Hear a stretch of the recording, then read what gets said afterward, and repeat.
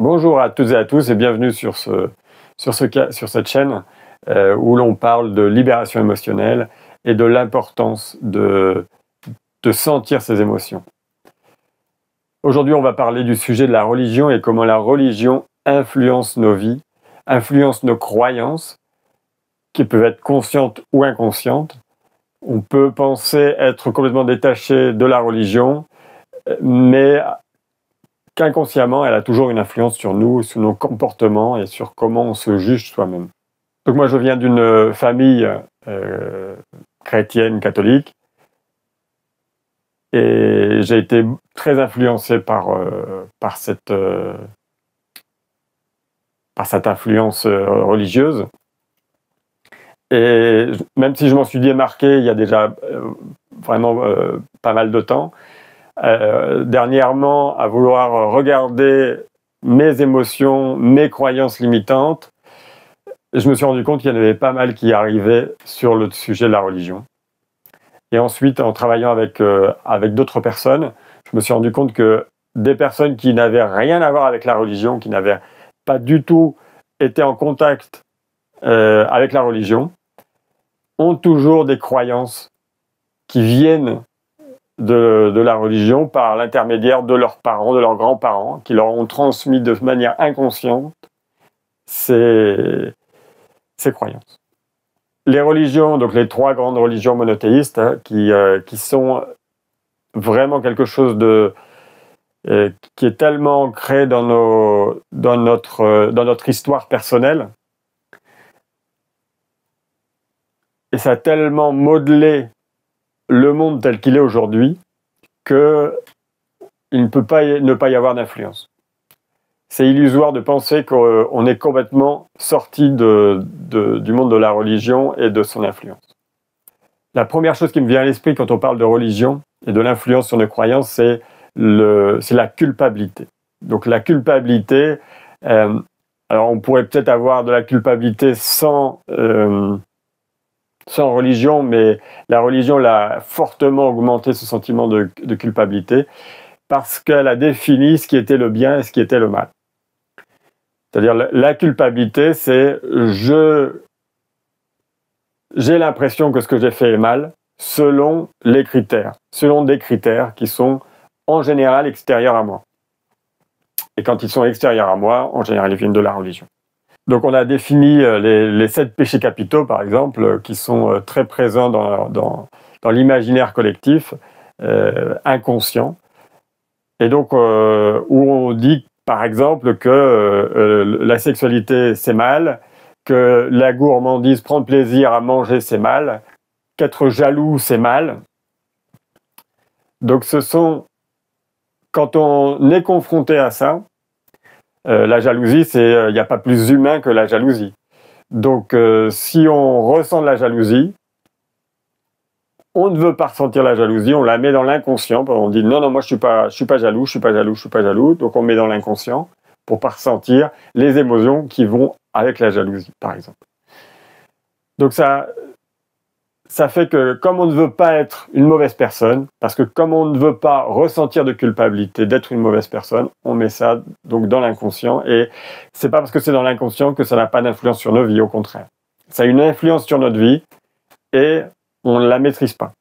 Donc la culpabilité, en fait, c'est la peur d'être une mauvaise personne qui est protégée avec une couche de rage contre soi-même, de ne pas bien faire les choses.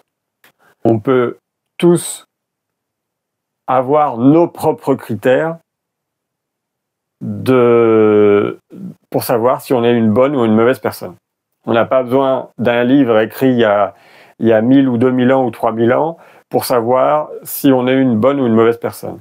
Ce qui a été écrit dans ce livre-là, ça correspond à une époque, mais quelque chose qui n'est pas forcément applicable aujourd'hui. Et si on applique ça, on va limiter énormément notre vie. Et on va être confronté à des blocages, parce que c'est comme des lois qu'on ne veut pas transgresser. Et donc à ne pas vouloir les transgresser, on n'ouvre pas notre vie à plus d'expériences, à plus de possibilités. l'exemple de la sexualité, par exemple, si on voit que la sexualité, c'est quelque chose de mauvais, de mal, de prendre du plaisir avec son corps, on va limiter énormément nos expériences, et pas seulement au lit. On va limiter notre expérience de vie de manière globale.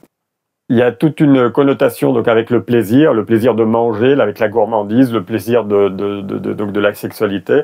Et donc là, il y a quelque part l'idée qu'on est venu sur cette terre pour en baver, et pas pour prendre du plaisir. Ça limite énormément nos expériences. Les mouvements qui ont voulu se détacher de la religion, comme par exemple le communisme, en se rebellant contre la religion, en fait, on crée une dépendance par rapport à la religion.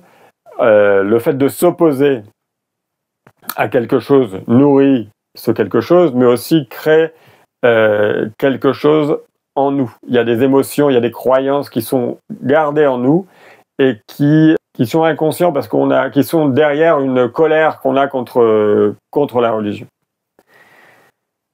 Et donc, c'est comme ça qu'une personne qui a vécu dans la première moitié du XXe siècle et qui s'est rebellée contre la religion avec le communisme, par exemple, donc, elle a transmis ça à ses enfants et à ses petits-enfants. Et même si elle n'allait plus à l'église, donc elle n'a pas du tout transmis les valeurs de religion à ses enfants, à sa descendance, il y a quand même dans l'inconscient une rage contre l'église qui est restée, et une rage contre l'idée d'être une bonne personne que proposait l'église, par exemple. Et ça reste dans l'inconscient. Alors je ne dis pas que toutes les personnes ont une influence de la religion, mais je dirais que on est tous potentiellement avec des croyances qui viennent de là. Donc une des croyances que j'ai retrouvées plusieurs fois, donc c'est très lié au fait d'être une bonne personne. Je pense qu'il y a peu de gens qui n'ont pas la croyance qu'il faut être une bonne personne. Et que pourquoi on veut être une bonne personne? Alors, ça vient du fait qu'il y a dans l'inconscient le fait que si on est une mauvaise personne, le jour où on va mourir et qu'on va avoir le jugement dernier, il y a l'idée que si on est une mauvaise personne, on va aller en enfer. Et donc on ne va pas aller au paradis. Et donc on ne va pas retrouver tous nos ancêtres qui sont décédés, et que notre dernier espoir de les revoir, c'est d'être une bonne personne, donc d'aller au paradis, comme eux ont été au paradis. Voilà, donc inconsciemment, même si on ne croit pas à la vie après la mort, même si on ne croit pas à tout ce qu'on raconte dans les églises, il y a quand même un petit truc, s'il y a une petite chance de pouvoir retrouver une personne qu'on a tant aimée, qui est disparue, qui nous a créé une tristesse, un grand chagrin, on va vouloir être une bonne personne pour avoir une petite chance de la retrouver. Et ça peut marquer vraiment une vie de vouloir être une bonne personne. Alors pour ma part, donc en étant né dans une famille très, très chrétienne, je me suis détaché de la religion petit à petit. Dans un premier temps, déjà en pratiquant très peu, en allant très peu à l'église, bien sûr. Et ensuite, même si je continuais à croire en un Dieu, je mettais des limites à tout ce que pouvait donner comme information l'Église. C'est-à-dire, je faisais ma religion à partir de cette religion chrétienne. Je choisissais ce qui m'intéressait dans cette religion et je rejetais ce qui ne m'intéressait pas. C'est comme qu'il y a une première étape pour se détacher petit à petit de l'influence de la religion. Bien sûr, si on a des croyances qui sont ancrées, ce que je vous conseille, c'est de faire repasser vos émotions par le corps. J'ai déjà fait des vidéos qui parlent de comment se libérer soi-même.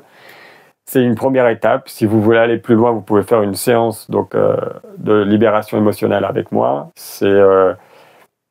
À dire que c'est plus simple et beaucoup plus efficace si je vous guide pour pouvoir le faire.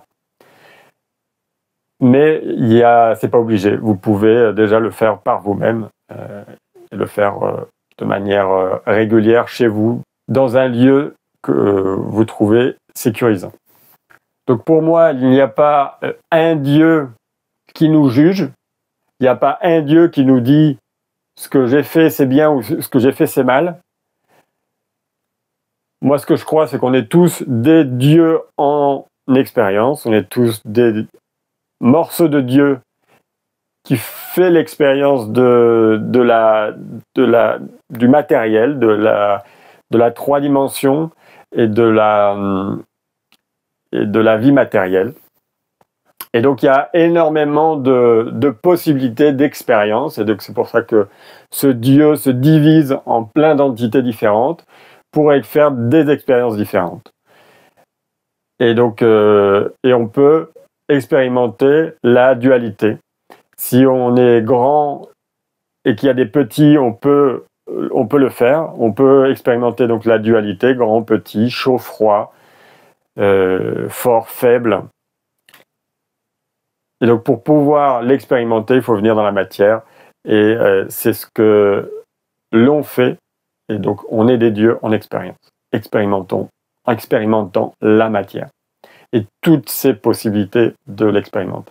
Il n'y a personne qui dit au-dessus de nous, toi ce que tu fais c'est bien, ce que tu fais c'est mal. C'est nous-mêmes qui nous mettons nos propres règles, nos propres croyances. Alors, on va dire que au départ, en arrivant dans le monde aujourd'hui, alors il y a beaucoup moins de pression sociale par rapport à la religion qu'il y a 100 ans ou 200 ans, mais ça reste quand même ça reste encore, on est encore imprégné de ça, mais même si on est avec ce moule-là, on peut en sortir en libérant nos émotions et en décidant nous-mêmes quelles sont les croyances que l'on veut garder, celles qu'on ne veut pas garder, celles qui vont avec nous, celles qui ne vont pas avec nous, et on choisit. Chacun est libre de faire sa propre expérience, d'avoir ses propres croyances et d'avoir la vie qui va avec ses croyances. Voilà, j'espère que cette vidéo a été assez claire. C'était pas forcément évident de tout réunir comme ça, toute cette information, et de l'expliquer correctement avec les bons mots. Si vous avez des commentaires à faire, je serais ravi d'y répondre, vous les laissez sous cette vidéo. Si vous voulez prendre contact avec moi pour faire une séance de libération émotionnelle, vous retrouvez toutes les informations sous cette vidéo. Et je vous dis à bientôt.